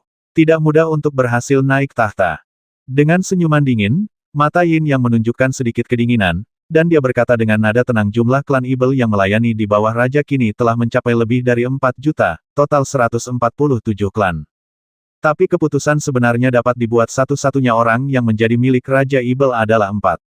Yang pertama adalah Huqian Qiu, pemimpin klan Macan Besi, yang kedua adalah Cai Yuan, pemimpin klan Feng Qiong, yang ketiga adalah Ling Fakong, pemimpin klan Mulang, dan yang terakhir adalah Grandmaster Yonain dinasti Yuan, itu adalah pilar halaman kiri dan kanan Gunung Qiantian.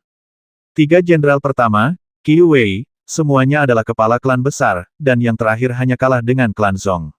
Dia juga bertanggung jawab atas 20% kekuatan militer Tianshan, dan keempat jenderal ini adalah yang pertama mengikuti tentara. Mungkinkah dia orang kuat dengan 8 cakra bumi? Tuan Xuanwu, yang mulia juga memiliki beberapa teman dekat yang juga berada di puncak Xuanwu. Mereka tidak akan pernah duduk diam dan membiarkan pangeran diintimidasi. Zhong Shou sangat terkejut sampai mati rasa. Ada lebih dari 3 juta klan Ibel di bawah komandonya, total 147 klan. Seorang Zhongling tua dari klan Zhong telah mencapai puncak Wuzong. Kekuatan Qian Tianshan ini sudah bisa dibayangkan. Hanya informasi yang dikatakan Yin Yang yang dikuatkan oleh ingatan Zhong Shou selama 13 tahun itu. Benar saja, beberapa wajah muncul di benaknya satu demi satu. Pada saat itu, orang-orang ini sangat baik terhadap Zhong Shou. Hanya Huqian Qiu yang selalu sangat acuh tak acuh padanya. Zhong Shou masih anak-anak saat itu, jadi wajar saja dia tidak bisa melihat apapun. Setelah 2 masa kehidupan, dia mengetahui bahwa orang-orang ini memiliki kota yang sangat dalam, sehingga mustahil untuk mengukur kedalamannya. Ling Fakong menyukai Zhong Xi, Cai Yuan menyukai Zhong Yang, dan Jenderal Zuo Qiu Tingzu tidak memihak. Hanya Huqian Qiu yang paling setia kepada kaisar, dan posisinya masih ragu-ragu. Namun, keempat orang ini semuanya adalah kaisar. Orang kepercayaan selama sang pangeran cukup mampu dan berseru, keempat orang ini mungkin tidak akan membangkang. Tampaknya mengetahui bahwa situasi ini tidak akan pernah terjadi, itu terlalu tidak realistis. Yin Yang menghela nafas sedikit dan berhasil tetap tenang dan berkata meskipun kepala klan lainnya tidak sebaik keempat orang ini, jika mereka bergabung, kekuatan mereka akan sangat besar. Lemah. Banyak dari mereka bekerja di Gunung Qiantian, dan mereka sangat penting. Singkatnya, pangeran tidak akan terlalu mengkhawatirkan pemikiran menteri lama. Bukannya tidak ada peluang untuk menang. Petik 2. Zhong Shou diam-diam menghela nafas. Dia menanyakan pertanyaan ini bukan karena dia ingin kembali ke Gunung Qiantian untuk memperebutkan tahta Raja Ibel. Saya hanya ingin mengetahui seberapa kuat orang-orang yang mungkin mengejar saya di masa depan. Namun, situasi ini sebenarnya tidak optimis. Jika dia adalah Zhong Xi, atau Zhong Yang dan Zhong Xiyuan, setelah naik ke puncak Raja Ibel, orang pertama yang akan mereka basmi pasti adalah diri mereka sendiri, untuk menghilangkan pengaruh ayahnya di Gunung Qiantian. Ketiga orang ini tidak akan menyerangnya secara terbuka untuk saat ini, dan itu tidak berarti dia aman. Mungkin tidak ada orang bodoh seperti Zhong Yu di antara sepupunya. Dan kekuatan musuh di Gunung Qiantian bahkan dapat menggunakan identitasnya untuk membuat keributan. Yang perlu dia lakukan hanyalah menebangnya, dan mungkin akan terjadi kekacauan besar di Gunung Qiantian. Hal ini menyebabkan kekuatan yang mendominasi benua Lin Yun Timur runtuh. Bagaimana kita tidak khawatir dengan situasi ini? Zhong Shou juga memiliki ide melaut untuk pertama kalinya di benaknya. Apakah lebih baik melarikan diri dari Donglin Yunlu sekarang? Wajah depannya tampak tidak yakin, dan kereta di bawah kakinya tiba-tiba mengeluarkan suara keras. Dari jendela di kedua sisi, ada beberapa nyala api merah yang membubung. Sebuah kekuatan besar mengangkat mobil yang mengubah awan itu ke udara, berguling 365 derajat di udara. Zhong Shou segera meraih sandaran tangan sofa empuk dan nyaris tidak menstabilkan tubuhnya. Di mata Yin Yang, matanya menyemburkan api. Itu adalah guru spiritual. Dengan raungan marah, Yin Yang memegang pisau di tangan kanannya dan berubah menjadi sambaran petir, bergegas keluar jendela mobil. Saat berikutnya, hanya terdengar suara dentang lembut, dan beberapa erangan menyedihkan datang dari luar jendela. Dan mobil yang membalikkan awan itu akhirnya mendarat di tanah, dan seluruh tubuhnya menimbulkan gempa besar. Zhong Shou melepaskan tangannya saat mobil itu jatuh. Seluruh orang itu melayang di udara sampai kekuatan guncangan tubuh mereda, dan kemudian dia terjatuh dengan ringan. Kemudian dia bergerak sangat cepat, sengaja menghindari jendela mobil di kedua sisinya.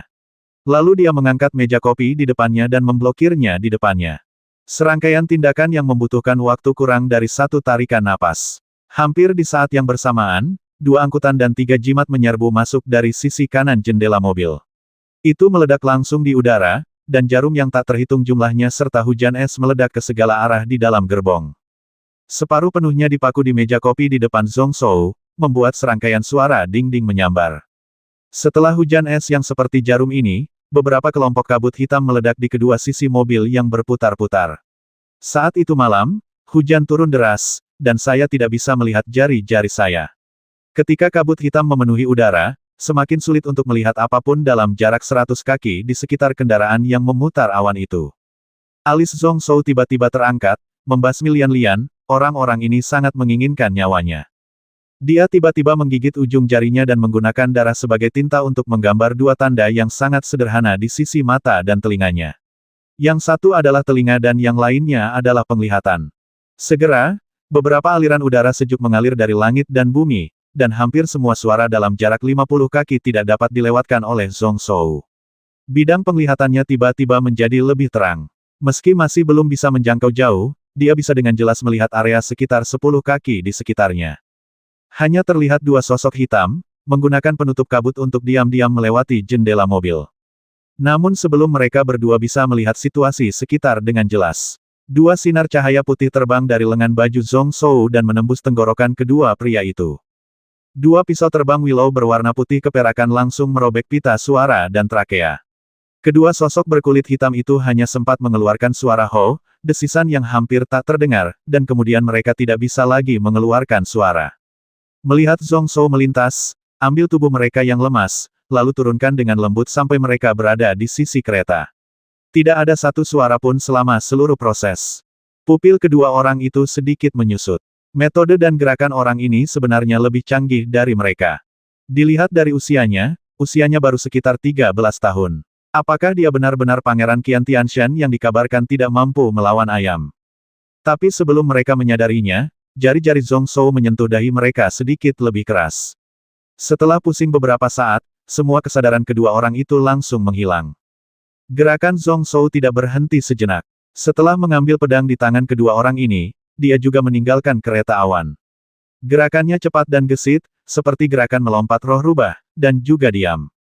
Pada saat ini, di luar mobil, tetesan air hujan seukuran kedelai yang tak terhitung jumlahnya berjadewa dengan lebat dan cepat.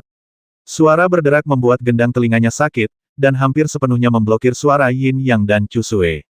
Ada juga angin kencang yang bertiup, sedingin pisau. Namun kebetulan kabut hitam tebal ini tidak bisa dibubarkan sama sekali.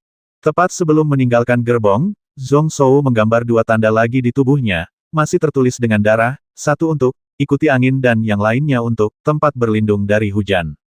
Saat sosoknya berjalan di tengah hujan lebat, seluruh sosoknya tampak seperti bola udara halus, tersembunyi di balik angin. Saat tetesan air hujan turun, mereka meluncur ke kedua sisi dengan sangat alami. Setelah melihat lebih dekat ke depan saya melihat seorang pria yang wajahnya ditutupi syal. Dia sedang melihat ke arah mobil yang membalikkan awan dengan ekspresi curiga di wajahnya, belasan kaki jauhnya. Dia sepertinya bertanya-tanya kenapa sampai saat ini belum ada kabar tentang kedua temannya. Ada lampu hijau di matanya, dan sepertinya dia juga diberkati oleh Taoisme, memungkinkan dia untuk melihat sesuatu di kabut hitam. Zhong Zhou tersenyum diam-diam dan berlari seperti kilat. Sebelum pria itu sempat bereaksi, dia sudah melewati jarak 10 kaki. Cahaya pedang menyala, menghadap cahaya pedang di sisi lain yang dengan panik mencegatnya, masuk, dan menembus langsung ke tengkorak pria itu. Zhong Zhou memutar ujung pedangnya dengan keras, dan tanpa melihat lebih dekat hasil pertarungannya, Zhong Zhou melewati orang ini dan terus berlari ke arah timur. Pada saat sihir diaktifkan, orang lain tidak dapat mendeteksinya, tetapi dia secara samar-samar menyadari bahwa ada kemungkinan 90% bahwa guru spiritual yang mengambil tindakan berada dalam posisi ini. Ini bukan hanya pengalaman yang dia kumpulkan setelah ribuan pertarungan berbahaya di dunia fantasi virtual. Ini adalah kepercayaan dari sekte bela diri surgawi di kehidupan nyata. Kedua pedang ini, satu adalah Feng Qian dan yang lainnya adalah Shadow Stepping, keduanya adalah senjata jimat. Mereka bahkan lebih baik daripada pedang angin pola pinus milikku. Dari mana orang-orang ini berasal? Hanya dalam 10 napas berlari, Zhong Zhou pada dasarnya telah menguasai kualitas, berat, dan kemampuan kedua pedang di tangannya. Namun informasi ini membuat keraguan di mata Zhong Zhou semakin gelap. Pedang angin pola lagu memberinya kristal binatang tingkat ketiga penuh, yang setara dengan 100.000 tael pola perak sebelum gelombang spiritual dimulai. Dan nilai dari pedang angin tersembunyi dan pedang melangkah bayangan bahkan lebih tinggi daripada pedang angin pola pinus. Bahkan jika harganya digandakan berdasarkan pedang angin pola pinus, 2 kristal binatang tingkat ketiga mungkin tidak dapat dibeli. Tenaga siapa yang begitu murah hati ini? Monster tingkat ketiga setara dengan kekuatan tempur seorang seniman bela diri rahasia. Ia jarang terjadi, dan bahkan lebih sulit untuk membasminya. Pedang seperti itu, yang ditempa oleh pandai besi spiritual tingkat menengah, akan dianggap sebagai harta karun bahkan oleh beberapa ahli bela diri rahasia, tetapi sungguh mencurigakan bahwa pedang itu ada di tangan para ahli bela diri tingkat menengah ini. Di udara, tiba-tiba terjadi getaran lagi. Mendengar suara yin yang, dia tiba-tiba meneriakkan kata basmi. Bola api putih segera naik ke udara, membungkus bola cahaya pedang yang terang. Saat pisau api menyala, sesosok tubuh yang terbakar menjadi arang jatuh dari udara. Kenapa aku merasa ada yang tidak beres dengan aura Paman Yin? Sepertinya dibatasi oleh semacam batasan. Aku merasakannya saat pertama kali menciptakan lautan jiwa terakhir kali. Kali ini ketika dia bertarung dengan orang lain, itu bahkan lebih jelas. Diam-diam terkejut, Zhong Shou tetap bergeming dan tidak berbalik untuk membedakannya. Sangat tenang, dia mengaktifkan jimat di kedua pedangnya. Jika kita mengatakan itu sebelumnya, dia bersembunyi di balik angin, masih ada jarak antara dia dan kekuatan angin. Jadi pada saat ini, ketika jimat potensi angin pada pedang diaktifkan, seluruh tubuh Zhong Shou terintegrasi sepenuhnya ke dalam angin kencang. Ketika Shadow Step diaktifkan, lapisan bayangan hitam muncul di sekitar Zhong Shou, menutupi sosoknya. Suara di bawah kaki benar-benar hilang. Dengan bantuan tenaga angin ini, Zhong Shou berlari secepat hantu. Hanya dalam sekejap, dia sudah keluar dari area yang diselimuti kabut hitam. Namun, dengan bantuan rune ini, ia masih seperti bayangan hitam tak terlihat, bergerak di dalam hutan lebat. Hanya dalam 10 napas, dia sudah berjarak 1.700 langkah. Kemudian, sesosok tubuh juga muncul di bidang penglihatan. Usianya sekitar 30 tahun dan mengenakan jubah putih. Bahkan di hutan lebat yang penuh lumpur dan hujan lebat, dia tetap terlihat bersih. Sebuah altar yang sangat sederhana disusun di sekeliling tubuh, dengan 2 batang lilin putih menyala di depan dan 3 pilar dupa yang membakar jiwa disisipkan di tengah. Tanah berlumuran darah binatang, membentuk pola yin dan yang. Pria parubaya berjubah putih, memegang pedang mahoni di tangannya, berdiri di tengah gambar, dengan mata yin dan yang kiri dan kanan di kakinya, 4 jimat tau kuning tergantung di depannya, dan miliknya mulut penuh pikiran. Saat ini, dia membuka matanya dan mencibir, kamu benar-benar menemukanku di sini. Ternyata tidak ada orang yang mampu di sekitar pangeran. Karena kamu di sini, maka matilah. Hanya dengan sedikit gerakan tangannya, keempat jimat tau itu ditembakkan satu demi satu. Berkumpul di hutan lebat ini, energi spiritual air dan es yang tak terhitung jumlahnya muncul di udara. Ekspresi Zhong Shou acuh tak acuh, tapi sosoknya tidak mundur tapi maju. Kecepatan kakinya segera meningkat sebesar 30% penuh. Menghadapi kekuatan 4 jimat es, dia bergegas maju dengan cepat, di tengah angin kencang, 2 lampu pedang di udara tiba-tiba terbelah menjadi 4. Sebelum jimat hujan es meledak, ia menembus ke dalam jimat tersebut. Ikuti saja tren energi spiritual dan lakukan sedikit putaran. Ini akan membuat keempat jimat menjadi tidak valid. Semuanya berubah menjadi gumpalan udara sedingin es dan menyebar ke segala arah. Membekukan semua tetesan air hujan di sekitarnya. Pria berjubah putih itu meremehkan dan penuh percaya diri. Baru setelah semua jimat es pecah, saya merasa ngeri. Apakah kamu seorang seniman bela diri bawaan? Tidak. Bukannya dia belum pernah mendengar metode menghancurkan jimat seperti itu. Tetapi situasi seperti itu seharusnya terjadi pada level seniman bela diri bawaan, atau pencapaian jimat orang ini beberapa kali lebih baik darinya. Jika yang pertama, Anda dapat dengan mudah membasminya dengan mengangkat tangan, tanpa susah payah. Jika yang terakhir, ini lebih konyol lagi. Berapa banyak teknik jimat yang dapat dikuasai oleh seorang seniman bela diri yang belum pernah mencapai tingkat seniman bela diri rahasia dalam keterampilan Qi. Bahkan jika orang ini adalah seorang seniman spiritual dan bela diri, itu sama sekali tidak mungkin. Saat berikutnya, hanya sesosok kecil yang terlihat keluar dari kabut es putih. 2 efek jimat spiritual dari Wind Diver dan Shadow Stepping, dipengaruhi oleh kekuatan counter shock dari jimat es, semuanya memudar pada saat ini, mengungkapkan sosok asli Zhong Shou. Saat wajah halus dan tampan itu terpantul di mata pria parubaya berbaju putih, wajahnya yang tadinya penuh keheranan, tiba-tiba kembali kesurupan. Orang ini sepertinya Zhong Zhou. Apakah ini pengganti atau penyamaran? Tanpa waktu untuk memikirkannya, pria parubaya berbaju putih tiba-tiba membuat segel dengan tangan kirinya. Pedang kayu persik di tangan kanannya membuat busur misterius dan memotong kedua lampu lilin putih tersebut. Tidak peduli dari mana asalmu, aku, Qi Xiao, pasti akan membasmimu di sini hari ini. Elang 1, ular 3, jangan keluar dulu. Lindungi aku. Dua awan kabut besar muncul bersamaan dengan suara tersebut. Tiba-tiba keluar dari kedua sisi, bercampur dengan asap dupa yang memperbaiki jiwa, mereka berubah menjadi entitas satu demi satu, menunjukkan bentuk binatang. Seekor elang dengan tubuh setinggi 2 kaki membubung ke langit, melebarkan sayapnya yang besar, dan menukik turun dari langit. Di seberangnya, ada seekor ular kobra besar yang menyemburkan huruf-huruf ular, menghalangi altar. Beberapa potong pelindung angin mengembun di sekelilingnya, mengelilinginya. Zhong Zhou menyipitkan matanya sedikit, tapi sosoknya masih tidak berhenti bahkan setengah inci.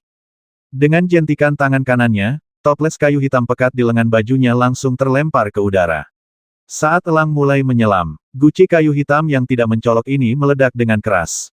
Sebuah bola cahaya perak bersinar di dalam, dan tentakel putih keperakan yang tak terhitung jumlahnya meledak seperti tali besi yang kuat.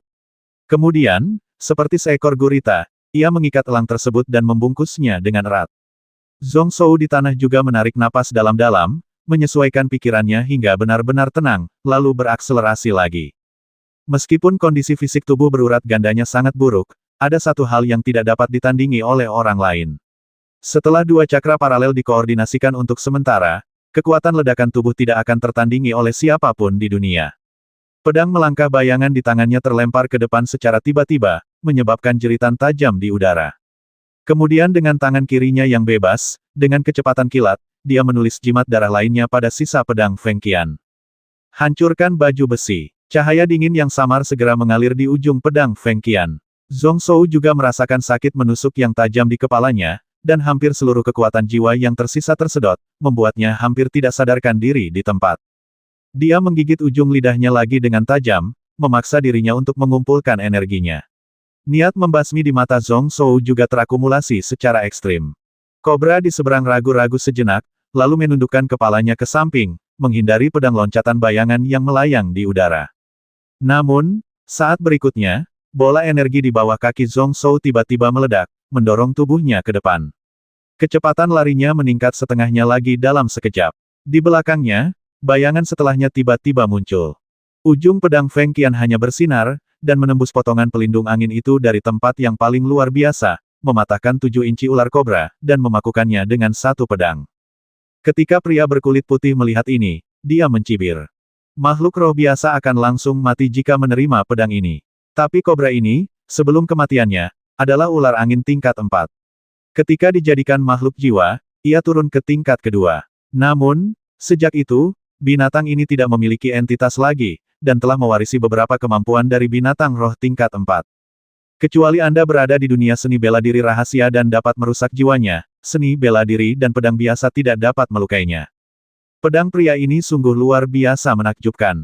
Bahkan sebagai seorang guru spiritual, dia tidak bisa menahan diri untuk tidak bertepuk tangan dan memujinya. Sayangnya, orang ini salah memilih lawan.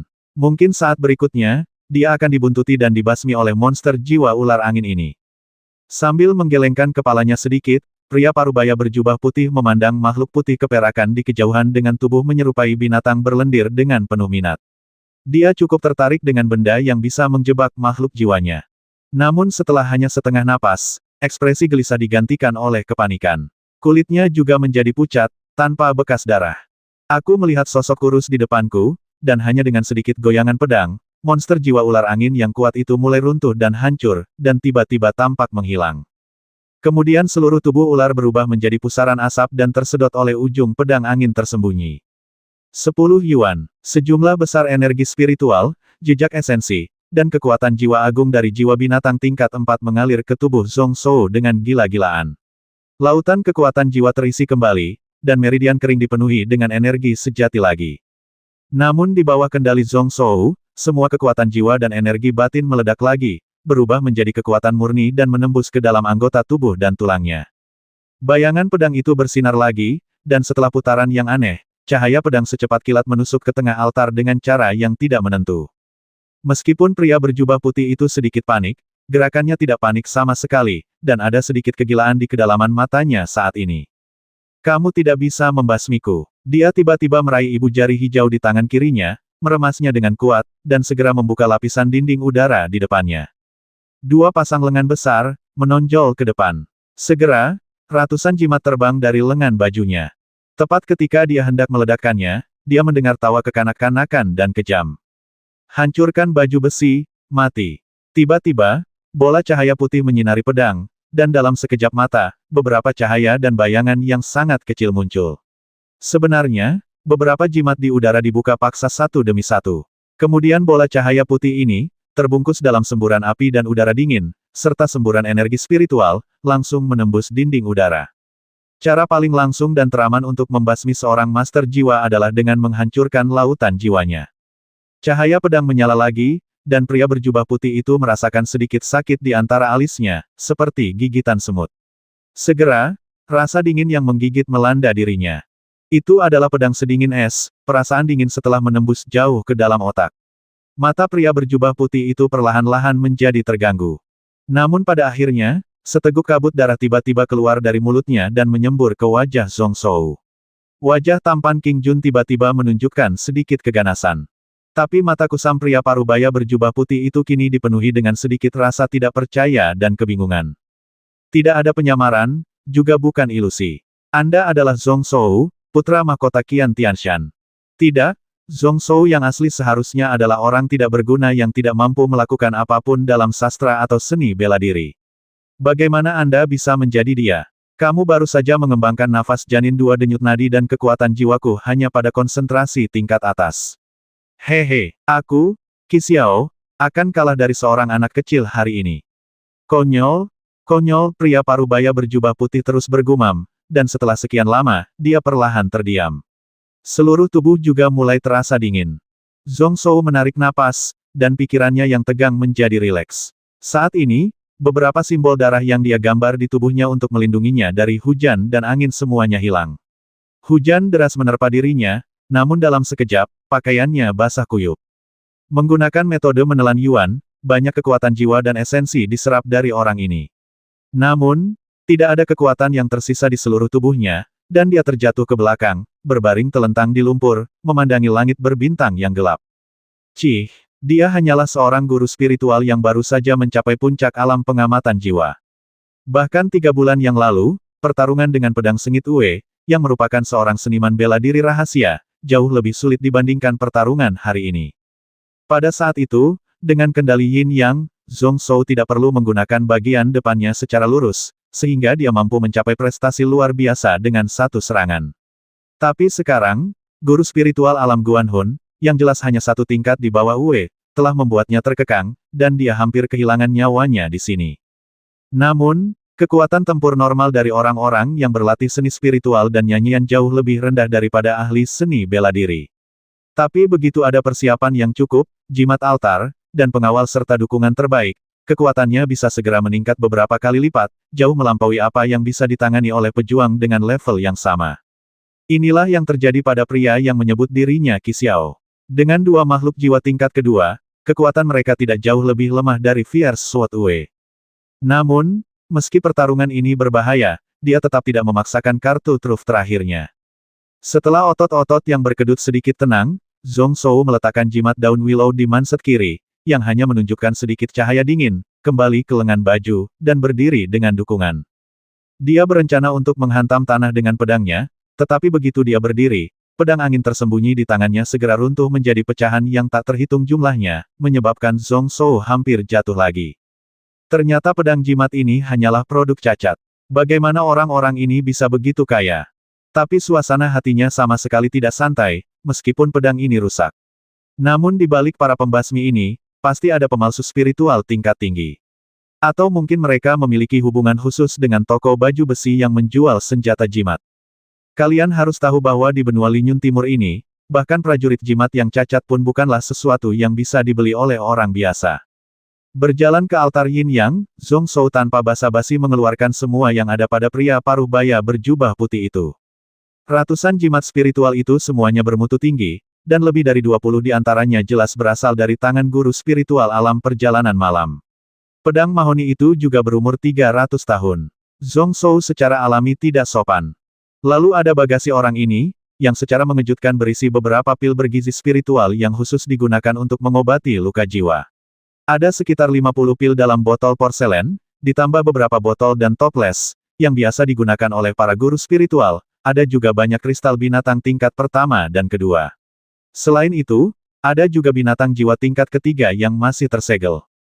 Dia sebenarnya adalah jiwa Han Minghu tingkat kelima. Dari mana orang ini berasal? Dia kaya, hampir sebagus murid-murid dalam dari Sekte Lingyun. Ada Wu Wei dari Gunung Pedang Sengit Duyang, dan Qi Xiao. Saya khawatir sebelum paman saya dan beberapa sepupu saya mengambil tindakan, semua kekuatan di Timur Yunlu akan tersinggung. Meski berpikir begitu, Zhong Shou langsung menendang tubuh Qi Xiao. Kemudian dia berdiri di tengah altar, menginjak mata Yin dan Yang, dan menyalakan kembali dua lampu lilin putih. Buat segel dengan tangan Anda dan ucapkan serangkaian doa dari mulut Anda. Dalam sekejap, Zhong Shou merasakan beberapa pembuluh darah spiritual yang samar tertarik dan terhubung ke tempat ini. Ini adalah kekuatan altar, yang menggunakan kekuatan formasi dan segel untuk terhubung ke pembuluh darah spiritual bawah tanah guna meningkatkan kekuatan pikiran. Altar guru spiritual ini sangat berguna. Jika Anda seorang seniman bela diri, Anda setidaknya harus memiliki bawaan sebelum Anda dapat merasakan urat energi spiritual antara langit dan bumi. Jika Anda ingin benar-benar menggunakannya untuk keperluan Anda sendiri, kamu pasti berada di surga. Hanya setingkat ahli bela diri. Pertama kali dia menggunakan metode eksklusif guru spiritual ini, Zhong Shou memiliki banyak pemikiran di dalam hatinya. Namun, ketika jiwanya sepenuhnya terhubung dengan pembuluh darah spiritual yang berkumpul di mata Yin dan Yang di bawah, dia tidak lagi memiliki pikiran yang mengganggu. Kekuatan jiwa besar yang diserap dari tubuh Qi Xiao bercampur dengan energi spiritual yang mengalir dari pembuluh darah spiritual bawah tanah. Segera, kekuatan dingin yang menyesakkan memenuhi sepetak kecil hutan lebat. Tidak jauh dari situ, monster selime perak dan elang-elang, yang terjerat mati-matian, segera berhenti. Di bawah tekanan samar ini, dia tidak berani melakukan gerakan apapun. Anak kecil, jangan kemari dulu. Zhong Shou meremas segelnya lagi, lalu mengulurkan tangannya untuk pindah ke sana. Binatang lendir perak itu menunjukkan perlawanan pada awalnya, dan mundur sedikit. Tapi segera kekuatan pengekangan yang lebih kuat muncul di dalam tubuhnya. Dia tidak punya pilihan selain menarik kembali tentakel itu, dan setelah meringkuk seluruh tubuhnya menjadi bola, dia dengan enggan berguling sedikit demi sedikit. Zhong Shou tersenyum tipis. Faktanya, yang terbaik bagi seorang guru spiritual adalah menundukkan pengawalnya ketika dia dalam keadaan tersegel dan tidak bisa melawan. Tapi karena dia berani melepaskan Raja Binatang berwarna putih keperakan ini, dia pasti tidak yakin. Selama 3 bulan ini, saya hampir setiap hari memberi makan diri saya dengan darah, tetapi tidak sia-sia. Hampir setiap tetes darah dapat memperdalam kendalinya atas makhluk spiritual ini. Ada suara kepakan angin di samping telingaku, dan makhluk jiwa tingkat kedua, elang, mulai mengepakkan sayapnya dan terbang tinggi ke langit tanpa kendali tentakel perak. Zhong Shou mengeluarkan suara dingin dan membuang toples hitam kecil yang diperoleh dari Qi Xiao. Tepat ketika elang itu terbang sekitar 10 kaki. Benang hitam yang tak terhitung jumlahnya tiba-tiba keluar dari mulut toples, mengikat erat tubuhnya lagi. Kemudian dia dengan paksa ditarik ke dalam kaleng kecil berwarna hitam. Zhong Shou tidak perlu mengambil tindakan, mulut toples akan tertutup secara otomatis. Penjaga dan guru spiritual terhubung secara mental dan menjadi satu tubuh. Begitu guru spiritual meninggal, pengawalnya juga akan terluka parah. Oleh karena itu, meskipun Falcon King ini berada di level kedua, dia dapat dengan mudah menundukkannya tanpa usaha apapun saat ini. Dalam sekejap, binatang lengket berwarna perak itu telah tiba di depan altar. Ekspresi Zhong Shou juga mulai berubah fokus. Dia mengeluarkan pena, mengecatnya dengan tinta spiritual khusus, dan menggambar susunan jimat pada kulit binatang lengket itu. Ritual menundukkan makhluk roh penjaga ini juga akan berdampak tertentu pada makhluk roh penjaga di masa depan.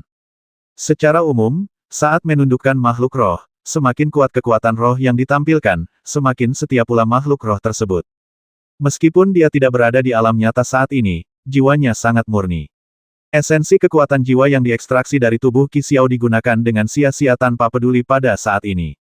Memberi makan darah 3 bulan sebelumnya akan lebih efektif saat ini. Itu cukup untuk menaklukkan Raja Binatang berlendir. Kedua, ada susunan jimat yang mengontrol pengawal. Semakin sempurna, semakin sedikit batasan yang akan dikenakan pada makhluk roh di masa depan.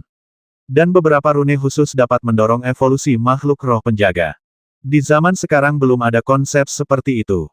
Namun, ribuan tahun kemudian, beberapa guru spiritual yang membosankan melakukan eksperimen khusus. Sayangnya, sebagai pengurus kecil perpustakaan nasional, ia kebetulan telah menguasai beberapa formasi jimat. Binatang lengket perak itu sangat tidak jujur dan terus meronta dan memutar.